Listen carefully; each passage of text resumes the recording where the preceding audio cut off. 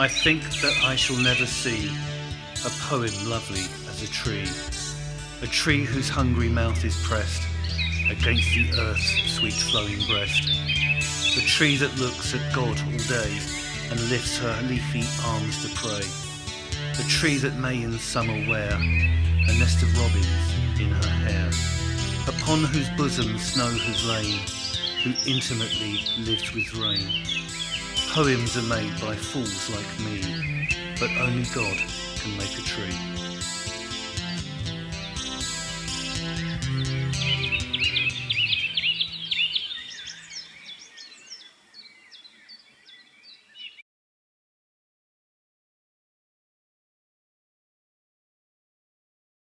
My name's Sophie and I'm an illustrator who recently graduated from Solent University.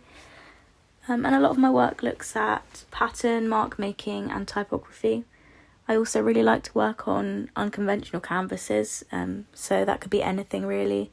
Found materials, something I've made, or clothing or household objects, literally anything. In this instance, I chose to work on a coat which I adapted to fit my own project and which represents grief. Specifically the grief I experienced when my two nans passed away at the beginning of my first year of university. So yeah, this coat is a thank you letter to all of my grandparents, but specifically remembering my nans.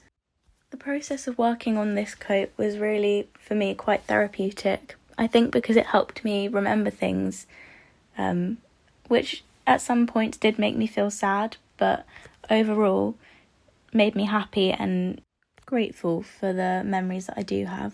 And that's really what this coat was meant to be. It's obviously the metaphor for grief, and the idea that it's heavy at first and it's hard to wear, but when time passes and you start to share your memories with other people, the coat starts to get a little bit lighter and a little bit lighter until you wear this coat decorated with stories of people that you loved, and it's not a painful thing, it's actually a really beautiful thing that we're lucky to be able to have.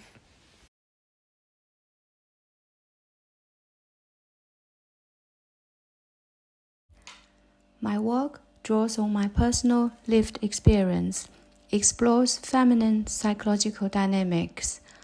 My material engagement with clay is both intuitive and conceptual. It grows from a personal narrative to a collective subjectivity. It is intimate, but universal in its relevance.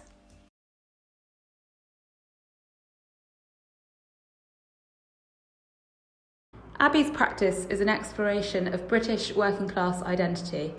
Her work is informed by her own upbringing and lived experience, but also draws on broader narratives about class and patriotism.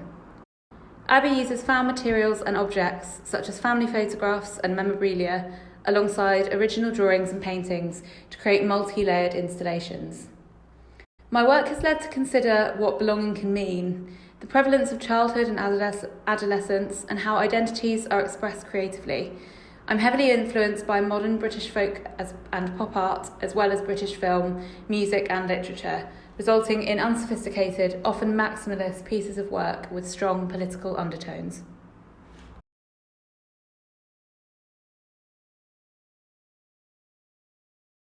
My practice explores the blurred boundaries between digital and physical manipulation of the female body. I create fake products and advertisements that point out the absurdity of beauty standards perpetuated by cosmetics companies and influencers on social media, using filmmaking as a way to reveal my processes. My practice studies body modifications and its adjacent filtering of the body, often depicting the relationship between my body and experimental materials, such as plastics, liquids and food. This experimentation formed products that interact with the body, altering it and filtering it, parodic of beauty products and adverts seen on screens everywhere. This piece exists in the form of a video essay that nods to my research surrounding my fake products, which is continually interrupted by the adverts themselves.